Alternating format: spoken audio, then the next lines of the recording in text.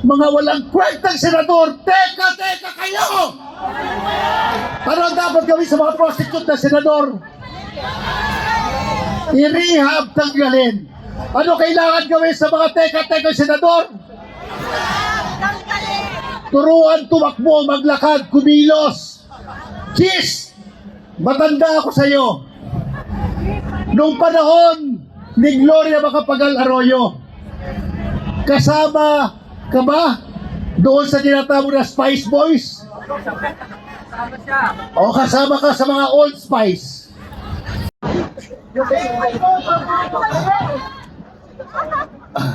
Magandang tanghali po sa inyo lahat. Lumalakad ba ang politika o nakaupo o nakahiga? Nakaupo, nakahiga o nakahilata? Yun po, pangit man pakinggan ang politika sa Pilipinas, parang prostitute, nakahilata, naghihintay ng highest bidder. Chis Escudero, are you a prostitute? Are you a prostitute? You 18 senators na binalik sa Kongreso yung ibinigay na sa inyo. Di ba? May ganyang mga kwento. Sa Amerika si Trump na-involve sa isang prostitute. Nanireklamo siya kasi mababa ang kanyang bigay. Pero si Chis Escudero mukhang maganda ang bigay sa'yo.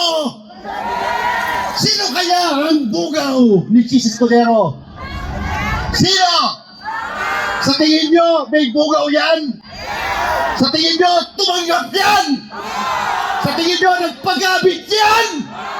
Ano ang dapat gawin sa mga senador na prostitute?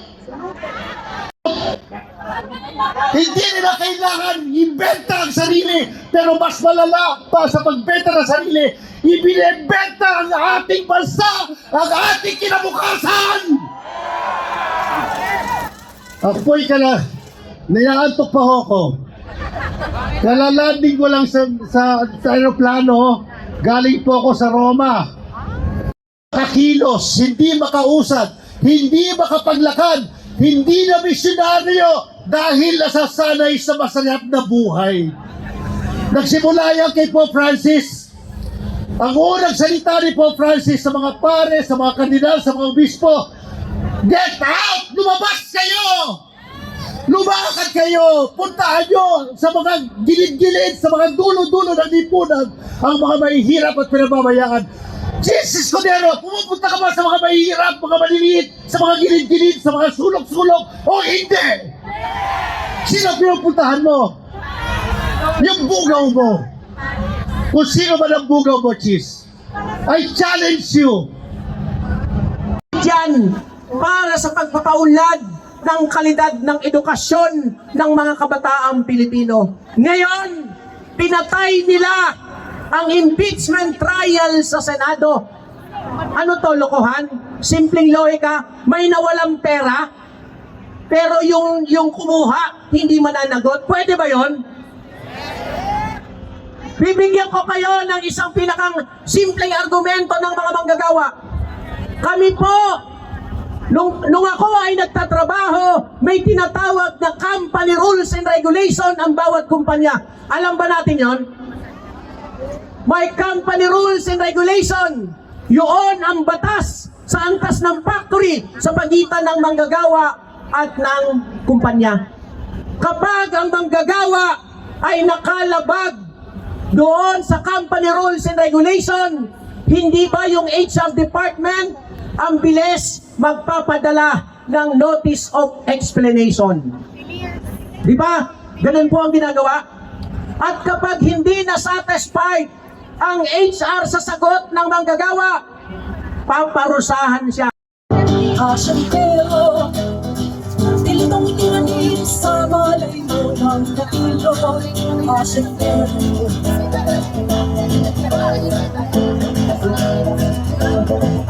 sentita ng sinulit sa mga ilang kapailan.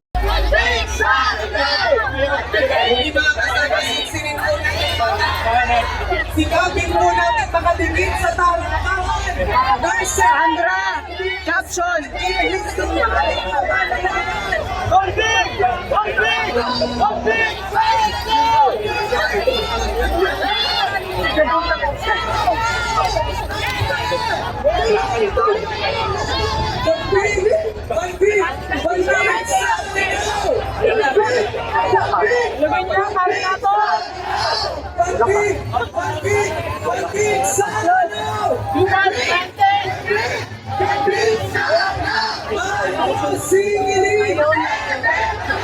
Duterte, panagutin! Convict sana daw! Narito po ang taong bayan ng iba't ibang sektor, ang mamakayang Pilipino na matagal nang biktima ni Sara Duterte at kakasablat nito.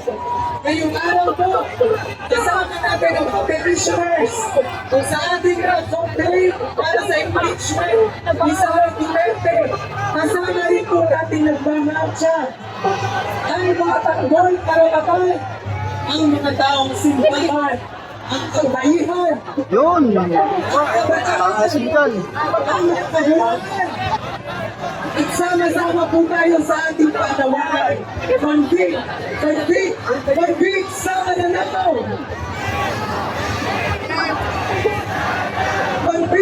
Convict sama na nato.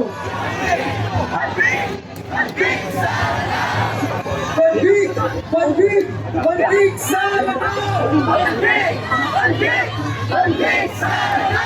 mga kababayan, hapon hanggang kagabi, malinaw ang ginawa ng Senado. Ginawa nila ang lahat ng paraan upang tigilan ang pangangalaga ng Sara Duterte. Sa halip, may tulong at may tsagas, paglilinis at pagkahatol kay Sara Duterte. Naman, walang pagbabalik sa ating argument sa House. Tony Falcon, huwag ka mang-hide dyan. Hayaan mo sila mag-comment. Mamaya ikaw i-hide ko dyan eh.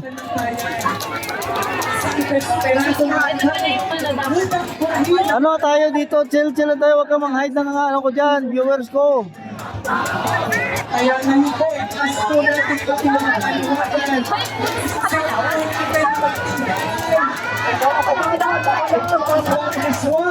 Channel ko to. Huwag mo i-hide dyan. Binigyan nga kita ako moderator eh. Huwag mo i-hide yung mga viewers ko dyan. Kasama natin